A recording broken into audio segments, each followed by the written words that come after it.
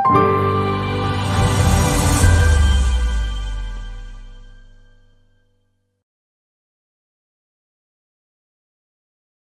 Everyone, very good evening. I am Vikram sir. All CLAT students, आप सबके लिए good news ये है कि क्लैट कंसोर्टियम ने ऑफिशियल अनाउंसमेंट कर दिया है। क्लैट 1 दिसंबर 2025 को होने वाला है। इसके फॉर्म फिलिंग सेशन आज से स्टार्ट हो चुके हैं। तो चलिए स्टार्ट करते हैं आज का सेशन, जहां पे अपन डिटेल में डिस्कस करने वाला है कि क्लैट 2025 का फॉर्म फिलिंग में क्या क्या चीजें आपको लेके चलनी है, कैसे फॉर्म फिल भरना है, उसमें क्या कुछ चैलेंजेस हैं, सारी चीजें डिटेल में अच्छे से डिस्कस करने वाला है। तो चलिए स्टार्ट करते हैं। सबसे फर्स्ट 2025 का जो ऑफिशियल अनाउंसमेंट आया उसमें बता रखा था कंसोर्टियम ने कि 15 जुलाई 20 एंड 24 से फॉर्म फिलिंग सेशन स्टार्ट हो जाएगा। तो आज ये डेट है हमारी 15 जुलाई, तो आज से फॉर्म स्टार्ट हो चुके हैं प्यारे बच्चों। एंड लास्ट डेट है इसकी फॉर्म फिलिंग की 15 अक्टूबर 20 एंड 24। हमें लास्ट डेट तक का वेट नहीं करना है।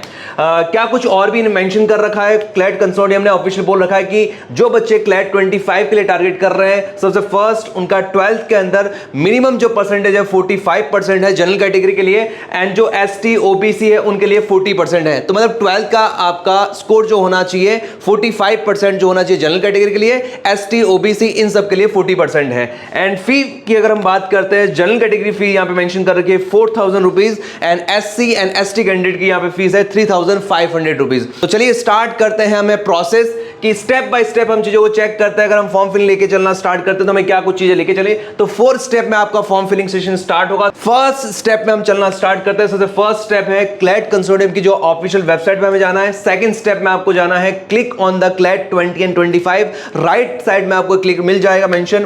उसके बाद आपको थर्ड स्टेप में रजिस्ट्रेशन करना है। जिन बच्चों ने अगर फर्स्ट टाइम रजिस्ट्रेशन कर दिया तो रजिस्ट्रेशन करने की नीड नहीं है। एंड लास्ट स्टेप जो रहेगा वो आपका application form filling session start हो जाए। तो चलिए स्टार्ट करते हैं स्टेप बाय स्टेप, सारी चीजों को अपन चेक करते हैं कि फॉर्म फिलिंग सेशन कैसे स्टार्ट कर रहे हैं। हम जैसे ही ऑफिशियल वेबसाइट पे जाते हैं, ऑफिशियल वेबसाइट हमने यहां पे मेंशन कर रखी है कंसोर्टियम ऑफ NLU.ac.in पे जैसे ही आप जाते हैं तो इस टाइप की आपको होम स्क्रीन वहां पे दिखने वाली है। उसके बाद सबसे फर्स्ट स्टेप जो रहने वाला बच्चा, वो आपको यहां पे रजिस्टर्ड करना है। जो फर्स्ट टाइम यूजर है, जिन्होंने अभी तक कुछ भी क्लैट की ऑफिशियल वेबसाइट पे कुछ भी अगर रजिस्टर्ड नहीं कर रखा है, तो सबसे फर्स्ट पार्ट आपका रहेगा कि आपको रजिस्टर्ड करना है। रजिस्टर्ड के अंदर आपको करना है क्या, सबसे फर्स्ट अपना नेम जो आपके 10th की मार्कशीट में जो आपने मेंशन कर रखा है वही एक्चुअल नेम आपको मेंशन करना है। उसके बाद सेकंड नंबर पे यहाँ पे आपको 10 डिजिट का जो आपका मोबाइल फोन नंबर है, प्लीज बच्चा आप उसी नंबर को यूज करना है, क्योंकि आगे आने वाले जितने भी जो अनाउंसमेंट रहने वाला है इसी मोबाइल नंबर पे आपकी सारी चीजें रहेगी। तो प्लीज जो आपका रजिस्टर्ड मोबाइल नंबर जो आप डेली यूज करते हैं उस नंबर को यहाँ पर ऐड कर देना है।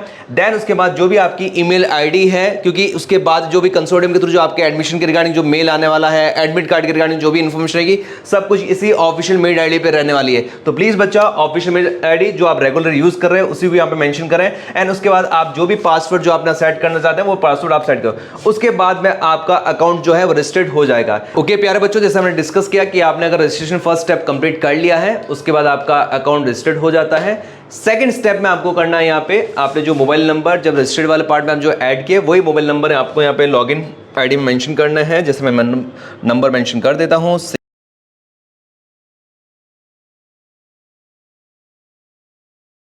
ओके। देन उसके बाद पासवर्ड।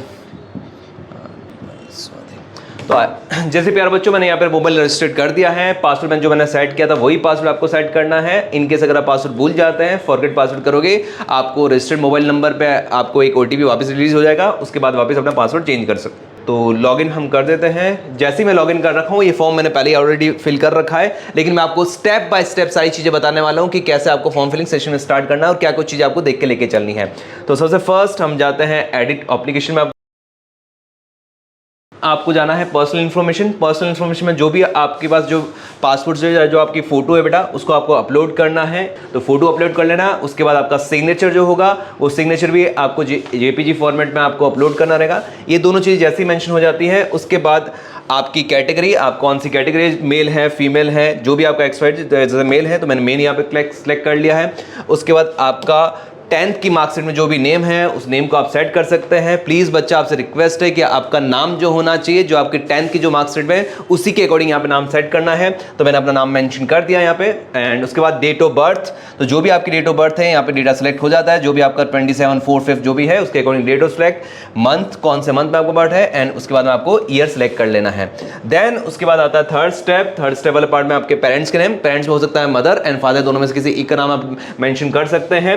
देन फोर्थ नंबर वाले पार्ट में अगर हम चलते हैं प्यारे बच्चों, तो यहाँ पे आपको एनआरआई कैटेगरी के लिए बोला है। काफी सारे बच्चों को यहाँ पे कंफ्यूजन बहुत ज्यादा है कि आप एनआरआई कैटेगरी के हैं या नहीं है। अगर आप एनआरआई कैटेगरी से नहीं है तो प्लीज यहाँ पे आपको 3 ऑप्शन दिखते हैं, एक है नो, एनआरआई कैटेगरी आप है या नहीं, यहाँ पे आपको 2 ऑप्शन मिलेंगे, एक है नो और एक यस। अगर आप नहीं है तो प्लीज यहाँ पे नो मेंशन कर दीजिए। देन उसके बाद फोर्थ नंबर कैटेगरी अगर हम चलना स्टार्ट करते हैं कि एनआरआई स्पॉन्सिव कैटेगरी। अगर आप एनआरआई स्पॉन्सिव कैटेगरी को अगर आप यस करते हैं तो आपके लिए थोड़ा सा चांस ज्यादा हो जाता है अगर आप एनआरआई के थ्रू सिलेक्शन लेना चाहते हो। हर कॉलेज का एनआरआई का सिलेक्शन का प्रोसेस अलग अलग रहता है, तो प्लीज उनकी ऑफिशियल वेबसाइट पे जाइए, एनआरआई स्टूडेंट सीट को जाके चेक कीजिए, उनमें जो उन्होंने करिकुलम मेंशन कर रखा है उसके अकॉर्डिंग अगर आप उस कंडीशन को फुलफिल करते हैं तो डेफिनेटली आपको यहाँ पे यस कर देना चाहिए। लेकिन यहाँ पे कंसोर्टियम ने ऑफिशियल बोल रखा है कि एनआरआई के थ्रू जो भी सीट का जो सिलेक्शन होगा, एडमिशन होगा, वो कंसोर्टियम के थ्रू नहीं होगा, वो पर्टिकुलर जो भी आप एनआरआई को सिलेक्ट कर रहे हैं उसके बेसिस पर रहने वाला है। तो अगर आप एनआरआई स्पॉन्सरशिप को अगर सिलेक्ट कर लेते हैं, कई बार बच्चों को कंफ्यूज होता है, सर मैं तो जनरल कैटेगरी के थ्रू भी फाइट कर रहा हूँ, एनआरआई स्पॉन्सरशिप के लिए मैं अपना ऑप्शन यस कर रहा हूं, तो कंसोर्टियम में बोलता है सबसे फर्स्ट पार्ट में आपको जनरल कैटेगरी थ्रू काउंट किया जाएगा। अगर आपकी रैंक लगती है, जैसे मैं एग्जांपल के पॉइंट से बात करूं कि आपकी रैंक लगी है 60 और एनआरआई में आपकी रैंक लगी है फर्स्ट और आपने अपनी फर्स्ट प्रेफरेंस में अंदर जोधपुर डाला, तो आपको एनआरआई के थ्रू काउंट किया जाएगा या फिर जनरल कैटेगरी। तो कंसोर्टियम बोलता है सबसे फर्स्ट आपको एनआरआई के थ्रू काउंट नहीं किया जाएगा, फर्स्ट आप जनरल कैटेगरी के थ्रू काउंट किए जाएंगे। उसके बाद जो भी आपकी कैटेगरी है उस कैटेगरी के अकॉर्डिंग आपको काउंट, अगर आप एसटी है, ओबीसी है या फिर आप ईडब्ल्यूएस, उस कैटेगरी काउंट किया जाएगा। एंड लास्ट स्टेप में जो रहेगा वो आपका एनआरआई वाला पार्ट आएगा, और एनआरआई वाला जो पार्ट में जो एडमिशन जो दिया जाएगा वो पर्टिकुलर जिस एनएलयू के आप टारगेट कर रहे हैं उसकी वेबसाइट पर जाइए, उसके अकॉर्डिंग उसके जो फॉर्म फिलिंग के जो पार्ट अलग से आपको फिल करना रहेगा, उसके बाद आपका वहां पे एडमिशन प्रोसेस है। यहां पे कंसोर्टियम बोलता है ओनली फॉर हम आपको जो एडमिशन देंगे क्लैट के अकॉर्डिंग एनआरआई वाला पार्ट यहां पे इंक्लूड नहीं किया जाएगा। लेकिन अगर आप यहां पे यस करते हो तो आपको उसके अकॉर्डिंग आपको रैंक वगैरह कुछ अलॉटमेंट हो जाती है। तो अगर मैं एनआरआई स्पॉन्सरशिप के लिए यस कर देता हूं तो यहां पे कुछ भी मुझे ऑफिशियल डॉक्यूमेंट सबमिट करने की अभी नीड नहीं है। लेकिन अगर आप एग्जाम फाइट करते हैं सबसे फर्स्ट पार्ट में आपको जनरल कैटेगरी थ्रू ही काउंट किया जाएगा। लेकिन हर एनएलयू का एनआरआई का कंसेप्ट अलग अलग रहता है, तो प्लीज उनकी ऑफिशियल वेबसाइट पे जाइए एंड चेक कीजिए। उससे रिगार्डिंग भी कुछ अगर आपको डाउट रहता है तो फील फ्री आप मुझे कमेंट बॉक्स में मेंशन करें, मैं आपको उसका आंसर देता हूं। नेक्स्ट पार्ट में हम चलते हैं कि आप कौन सी कैटेगरी, अगर आप ईडब्ल्यूएस कैटेगरी के अंदर हैं तो आप यस या फिर नो कर सकते हैं। जनरल कैटेगरी के अंदर भी ईडब्ल्यूएस का ऑफिशियल रहता है, जो एससी, एसटी, ओबीसी इन सब का सिस्टम अलग रहता है। जनरल कैटेगरी के अंदर जिन पेरेंट्स की इनकम अगर 8 लाख से अगर कम है तो उनको ईडब्ल्यूएस कैटेगरी के अंदर ऐड किया जाता है। इसका भी एक ऑफिशियल अलग से सर्टिफिकेट आपको बनाना पड़ता है। अगर वो सर्टिफिकेट आपके पास में है तो आप यस कर सकते हैं। जैसे मेरे पास यहाँ पे नहीं है तो मैंने यहाँ पे नो मेंशन कर दिया है। एंड उसके बाद आप ऑल इंडिया कैटेगरी आप कौन सी है, अगर आप जनरल कैटेगरी तो जनरल, अगर आप अदर बैकवर्ड क्लास है इसके अंदर भी आपको मेंशन करना, आप क्रिमिनल ईयर है, नॉन क्रिमिनल ईयर है, ये भी आपको मेंशन करना पड़ता है। उसके बाद अगर आप जनरल कैटेगरी नहीं करते, आप अगर एससी कैंडिडेट को अगर लेके चलते तो बेटा यहाँ पे भी आपको क्या है एसटी का सर्टिफिकेट, यहाँ पे सब कुछ चीजें आपको अपलोड करना रहेगा। तो यहाँ पे अगर आप एससी के बाद एसटी कैंडिडेट से भी तो भी यहाँ पे आपको सर्टिफिकेट जो है वो आपको अपलोड करना रहेगा। तो यहाँ पे मैं सेलेक्ट कर रहा हूँ जनरल कैटेगरी। एंड देन उसके बाद में आपसे पूछा था कि आप फिजिकल पीडब्ल्यू कैटेगरी से अगर बिलोंग करते हैं तो यहाँ पे यस या फिर नो। अगर आप यस करते हैं आप पीडब्ल्यू कैटेगरी तो आपका उसका सर्टिफिकेट होना चाहिए, वो यहाँ पे आपको वापस अपलोड करना है। तो जनरली मैं यहाँ पे कर रहा हूँ वापस नो। एंड उसके बाद में आप बिलो पॉवर्टी लाइन से अगर हैं, बीपीएल परिवार से अगर आप आते हैं तो यहाँ पे भी आपको यहाँ पे यस या नो। तो जैसे मैं नहीं हूँ तो मैं यहाँ पे नो कर रहा हूँ। तो चलिए प्यारे बच्चों अब हम सेकंड स्टेप पे चलते हैं, और सेकंड स्टेप में है आपका कम्युनिकेशन डिटेल्स के अंदर। तो यहाँ पे आप जिस पर्टिकुलर टाउन में रहते हैं, जिस पर्टिकुलर स्टेट के अंदर है, वो आपको परमानेंट एड्रेस के अंदर मेंशन कर देना है। दोनों एड्रेस अगर सेम रहेंगे तो ज्यादा कुछ भी चीजें नहीं है। स्टेट कौन सा, राजस्थान जैसे मैंने मेंशन कर रखा है। डिस्ट्रिक्ट कौन से, आप डिस्ट्रिक्ट पर्टिकुलर स्टेट जो भी आपके टाउन जहाँ रहते हो उसका डिस्ट्रिक्ट मेंशन कर देनी है। उसके बाद पिन कोड हर स्टेट का अलग रहता है, हर पर्टिकुलर टाउन का अलग, वो आपको मेंशन कर देना है। एंड परमानेंट एड्रेस भी अगर आप सेम डालो तो कुछ भी यहाँ पे चीजें चेंज नहीं रहने वाली। जैसे ये पर्टिकुलर पार्ट अगर आप सबमिट करते हो उसके बाद में आपको पूछा था कि आपका अल्टरनेट नंबर कौन सा है, तो आप अपने पेरेंट्स का अल्टरनेट नंबर यहाँ पे दे सकते हैं। अल्टरनेट ईमेल आईडी भी आप दे सकते हैं इन केस आपकी ईमेल आईडी फर्स्ट जो आप मेंशन करें वो कहीं अगर आपको लगता है कि आप पासवर्ड भूल चुके हैं या फिर आपको ईमेल आईडी याद नहीं है, तो अगर आप अल्टरनेट ईमेल आईडी देते हो तो वहां पे थोड़ा सा आपका बैकअप का चांसेस वहां पे ज्यादा रहता है, तो इसको भी आप ऐड कर सकते हैं। और बाकी यहाँ पे ज्यादा कुछ भी आपको मेंशन नहीं करनी। जैसे ये स्टेप कर लेते हो उसके बाद आपको नेक्स्ट स्टेप पे चलना होता है, और नेक्स्ट स्टेप है आपके क्वालिफिकेशन एग्जाम डिटेल्स कि आप अगर 12th में स्टडी कर रहे हैं या फिर 12th पास आउट है तो उसमें क्या कुछ चीजें लेके, तो सबसे फर्स्ट ऑप्शन मिलता है क्वालिफाई एग्जाम्स। एग्जाम वाले प्यारे बच्चों में अगर हम जाना स्टार्ट करते हैं तो यहाँ पे 4 सेक्शन मेंशन कर रखे हैं। आप आर्ट्स से हैं, कॉमर्स से हैं, अदर्स से हैं या फिर साइंस डोमेन से, तो जिस पर्टिकुलर डोमेन से अंदर है उसका आप सिलेक्ट कर सकते हैं। जैसे मैंने यहाँ पे सिलेक्ट किया है कॉमर्स। उसके बाद किस पर्टिकुलर स्टेट बोर्ड से है या फिर यूनिवर्सिटी, जैसे आप साउथ साइड में जाते हो वहाँ पे आपके 12th में यूनिवर्सिटी स्टार्ट हो जाती है, तो जनरली आप जिस पर्टिकुलर स्टेट से, जैसे गुजरात बोर्ड से हैं या फिर आरपीएससी बोर्ड से, जो भी आप जिस पर्टिकुलर स्टेट या टाउन में जो आपका बोर्ड है उस बोर्ड को यहाँ पे आप मेंशन कर सकते हैं। नेक्स्ट पार्ट में हमारे पास में आता है जो काफी सारे बच्चों को यहाँ पे बहुत ज्यादा डाउट होता है कि अपेयरिंग या फिर अपेयर या फिर पास वाले पार्ट में जाना स्टार्ट है। जो स्टूडेंट अभी 12th में है, जो 20 एंड 25 के अंदर एग्जाम देंगे, तो बेटा आपको यहाँ पे सिलेक्ट जो कैटेगरी करनी है वो अपेयरिंग या फिर अपेयर वाले पास में जाना है। पास वाले कैटेगरी के अंदर आपको नहीं सिलेक्ट करना है। जिन बच्चों ने 12th पास कर लिया है, इस साल उनका रिजल्ट आ चुका है, उन बच्चों को यहाँ पे कैटेगरी के अंदर पास वाला पार्ट मेंशन करना है। जो बच्चे अभी 12th के अंदर है उनको ओनली फॉर अभी मेंशन जो करना है अपेयरिंग या फिर अपेयर वाले पार्ट के अंदर जाना है। अब यहाँ पे मंथ ऑफ पासिंग के अंदर जो बच्चे 12th में अभी हैं, नेक्स्ट ईयर जो एग्जाम देने वाले हैं, तो आपका रिजल्ट जो डिक्लेयर किया जाएगा वो मार्च अप्रैल मई जून के आसपास, आपका मार्च में एग्जाम होता है, अप्रैल के आसपास एग्जाम है, मई या जून में आसपास आपका रिजल्ट डिक्लेयर किया जाता है। तो यहाँ पे आप मंथ सेलेक्ट कर लीजिए, जून मंथ में आपका रिजल्ट डिक्लेयर कर लिया जाएगा। और जिन बच्चों ने लास्ट एग्जाम दे रखा है 12th के अंदर, जो पर्टिकुलर डेट के अंदर आपका रिजल्ट आया वो मंथ आपको वहां पे मेंशन कर देना है। यहाँ पे परसेंटेज ऑफ मार्क्स, जो बच्चे अभी 12th में है उनको कुछ भी यहाँ पे परसेंटेज ऑफ मार्क्स मेंशन करने की नीड नहीं है, लेकिन जिन बच्चों ने लास्ट ईयर 12th दे दिया, मतलब इस साल उन्होंने 12th दे दिया, जो इनका परसेंटेज मार्क्स है वो यहाँ पे ऐड कर सकते हैं। तो वापस एक बार मैं रिपीट कर लो, बच्चा कंफ्यूज नहीं होना है। जो बच्चे अभी 12th में है, नेक्स्ट ईयर एग्जाम देंगे 12th का, मतलब कि 20 एंड 25 में उनका एग्जाम होगा, तो यहाँ पे ओनली फॉर आपको अपेयरिंग या अपेयर वाले पार्ट के अंदर जाना है। यहाँ पे और कुछ भी आपको डिटेल मेंशन करने की नहीं है। अब पासिंग ईयर, जो बच्चे 12th में भी है तो नेक्स्ट ईयर आप 20 एंड 25 में आप पास होने वाले हो, तो यहाँ पे आपको डेट सेलेक्ट करनी है, ईयर सेलेक्ट कर लेना है कि आप 25 में पास होने वाले हो। और जिन बच्चों ने लास्ट एग्जाम दे रखा है 12th का, तो जो भी पर्टिकुलर ईयर है आपका 22, 23, 24, उसके अकॉर्डिंग आप मेंशन यहाँ पे कर सकते हो। तो जैसे मैं यहाँ सेलेक्ट कर लेता हूँ 20 एंड 24, या फिर अगर आप 20 एंड 25 भी यहाँ पे सेलेक्ट कर सकते हैं। अगर मैं यहाँ पे पास कैटेगरी सेलेक्ट कर लेता हूं तो यहाँ पे आपको मेंशन करना होगा आपका परसेंटेज क्या है, जो भी परसेंटेज मार्क्स है वो सब कुछ यहाँ पे अपडेट करना।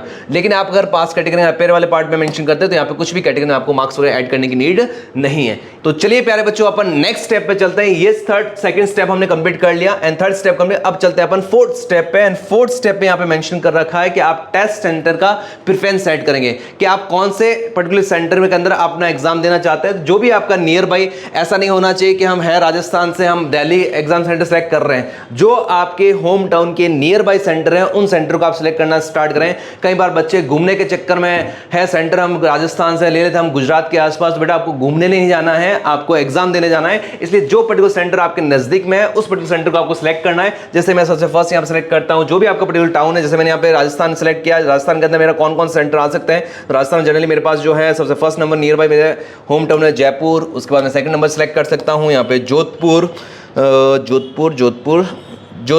थर्ड पार्ट में यहाँ पे कोटा सेलेक्ट कर रखा है। तो जो भी आपके नियर बाय सेंटर है उन सेंटर को आपको सिलेक्ट कर देना है। यहाँ पे किस बेसिस पे आपको मिलता है, सबसे फर्स्ट प्रेफरेंस आपकी है, आपने जयपुर दे रखा है। अगर जयपुर में सीट्स वगैरह सब कुछ फुल हो जाती है तो सेकंड प्रेफरेंस आपको मिलेगी। सेकंड प्रेफरेंस अगर फुल हो जाती है एग्जाम सेंटर तो आपको थर्ड प्रेफरेंस दी जाती है। जैसे ये सेंटर आप प्रेफरेंस फिल कर देते हैं उसके बाद नेक्स्ट स्टेप जो आता है, नेक्स्ट स्टेप हमारा फोर्थ नंबर स्टेप है। और fourth number step most important part है। यहाँ पे बच्चा आपको मिस्टेक नहीं करनी है। यहाँ पे आपको सारे की सारे जितने भी 24 एनालिसिस हैं उन सारी 24 एनालिसिस के बारे में आपको रजिस्ट्रेशन सब डिटेल सब कुछ मेंशन कर रखी है। आप जिस पर्टिकुलर स्टेट से हैं उस पर्टिकुलर स्टेट में आपका किस कैटेगरी से है वो सारी की सारी एनुअली में अलग अलग टाइप का रीजन सिस्टम रहता है। तो प्लीज बच्चा यहाँ पे डोमिसाइल सर्टिफिकेट भी काफी इंपॉर्टेंट रोल प्ले करता है। जैसे एग्जाम्पल के पॉइंट से मैं बात करता हूं, यहां पे नंबर ऑफ यूनिवर्सिटी आपको मेंशन करके जितने भी आपके फर्स्ट नंबर बेंगलोर है, सेकंड में हैदराबाद है, भोपाल है, कोलकाता है, जोधपुर है, रायपुर है, सारे यहां पे एनालिसिस अलग अलग स्लॉट में मेंशन कर रखे हैं। इन सबको आपको अलग अलग पार्ट में चीजों को सबको देख के अपनी कैटेगरी को आपको सेट करते हुए लेके चलना है। जनरली मैं सबसे फर्स्ट लेके चलता हूं बेंगलोर। तो बेंगलोर के अंदर आपको यहां पूछेगा कि आप स्टेट जनरल कैटेगरी से है, लेकिन आप अगर कोलकाता स्टेट सिटीजन है तो आपके पास डोमिसाइल है क्या। तो अगर आपके पास डोमिसाइल है तो प्लीज यहां पे आपको यस करना है। जैसे ही आप डोमिसाइल डोमिसाइल को यस करते हैं, हर स्टेट के अंदर हर एनएलयू का अलग अलग करिकुलम है डोमिसाइल स्टेट का। तो इसके लिए अगर आपको डोमिसाइल सर्टिफिकेट की नीड रहती है, पर्टिकुलर जिस भी पर्टिकुलर टाउन है, प्लीज मैं बच्चा यहाँ पे बोलूंगा कि यहाँ पे कंसर्न में ऑफिशियल अनाउंसमेंट कर बोल दिया है कि जिस पर्टिकुलर टाउन में हो, जिस पर्टिकुलर स्टेट के अंदर आप है, उसमें अगर एनएलयू में डोमिसाइल कैटेगरी है तो इनकी अलग से ब्रोशर मेंशन कर रखा है, पीडीएफ फाइल है, प्लीज उन पीडीएफ फाइल को अच्छे से चेक करो कि आप उस कैटेगरी को फुलफिल कर रहे हैं या नहीं कर रहे हैं। हर स्टेट का डोमिसाइल का क्राइटेरिया अलग है। किसी स्टेट में 4 ईयर मेंशन कर रखा है कि आप 4 ईयर से आप उस पर्टिकुलर टाउन में रहना चाहिए, किसी स्टेट में मेंशन कर रखा है आप लास्ट 10 ईयर से आपकी 10 एंड 12 उस पर्टिकुलर स्टेट से होने चाहिए। तो हर एनएलयू का यहाँ पे मेंशन कर रखा है, आपके पास पीडीएफ फाइल जैसे यहाँ मेंशन हो जाएगी, उनकी पीडीएफ फाइल को आप डाउनलोड करें, वहां पे डोमिसाइल सर्टिफिकेट आपका पूरा क्राइटेरिया फुलफिल हो जाएगा। देख सकते हैं कि आप उस कैटेगरी के अंदर आ रहे हैं या नहीं आ रहे हैं। जनरली जैसे मैंने यहाँ पे सिलेक्ट किया कि मैं अगर बैंगलोर से अगर मैं एनएलयू को सिलेक्ट कर रहा हूं, मैं पर्टिकुलर कर्नाटक स्टेट से हूं, तो मेरे पास डोमिसाइल का पार्ट है या नहीं है। अगर मेरे पास डोमिसाइल का पार्ट अगर रहता है तो ये सब कुछ वहां पे बोल रखा है, लास्ट 10 ईयर से उस पर्टिकुलर स्टेट में आप कर्नाटक में रहना चाहिए, आपकी 10-12 वहां से होनी चाहिए। ये सारे करिकुलम को अगर आप फुलफिल करते हो उसके बाद आप यस करोगे, और डोमिसाइल सर्टिफिकेट आपको जब आपका फाइनल सिलेक्शन हो जाता है उस टाइम आपके डॉक्यूमेंट वेरिफिकेशन के अंदर उसको यूज किया जाएगा। और उस पर्टिकुलर टाइम के अंदर आपके पास डोमिसाइल सर्टिफिकेट नहीं रहता है तो बच्चा आपका एडमिशन कैंसिल भी हो जाता है। तो प्लीज इन सारी डिटेल्स को अच्छे से पढ़ के फिल करके आप लेके चलोगे। तो जैसे मैं बात कर रहा हूं, मैं राजस्थान स्टेट से हूं, तो राजस्थान में अगर बात करते हैं कर्नाटक डोमिसाइल नहीं चल सकता, तो यहां पे मैंने नो कर रखा है। उस बाद सेकंड स्टेप में अगर मैं चेक करना स्टार्ट करता हूं, हैदराबाद, अगर आप हैदराबाद स्टेट से अगर आप डोमिसाइल कैटेगरी को यस करते हैं तो प्लीज यहां पे देख लो आपको क्या कुछ चीजें 5 ईयर इंटीग्रेटेड प्रोग्राम के लिए चीजें चाहिए चेक करनी होती है, उसमें आपको कौन कौन से पार्ट को लेके चलना है, सारी चीजें डिटेल में मेंशन कर रखी है। तो प्लीज जब भी आप डोमिसाइल कैटेगरी सेलेक्ट करते हैं तो प्लीज इनका ऑफिशियल ब्रोशर भी यहां पे मेंशन कर रखा है पीडीएफ फाइल के अकॉर्डिंग, इसको आप पढ़ें, उसके बाद उन चीजों को ऐड करते हुए लेके चलें।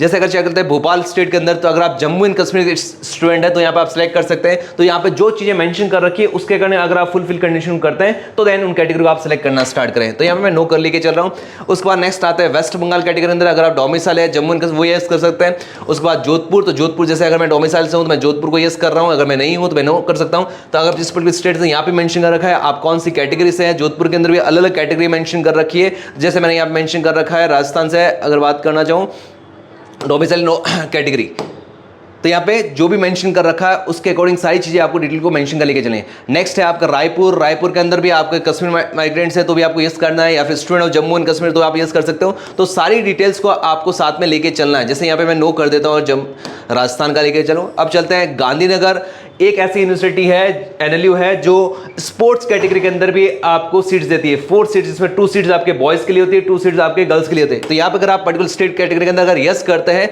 तो आपको यहाँ पे मेंशन करेगा आप जिस पर्टिकुलर स्पोर्ट्स कैटेगरी के अंदर है तो वो आपको मेंशन करना रहेगा। बॉयज के लिए अलग से, गर्ल्स के लिए 2 सीट्स अलग से रहती है। इसके बाद यहाँ पे डोमिसाइल का मेंशन कर रखा, अगर इस पर्टिकुलर स्टेट से अगर आप डोमिसाइल से हैं तो इसका भी करिकुलम अलग है। तो प्लीज ऑफिशियल वेबसाइट को आप चेक करें, उसके बाद आप डोमिसाइल कैटेगरी को यस करना स्टार्ट करें। हर स्टेट का आप डोमिसाइल नहीं बना सकते, जिस पर्टिकुलर स्टेट के अंदर है उसी स्टेट का आपका डोमिसाइल बनेगा। तो जितने भी एनएलयू में ऐसा नहीं आप सारे स्टेट के डोमिसाइल यस करना लेके चलें, एक जिस पर्टिकुलर स्टेट से है उसी का आपको डोमिसाइल कैटेगरी यस करके लेके चलना है।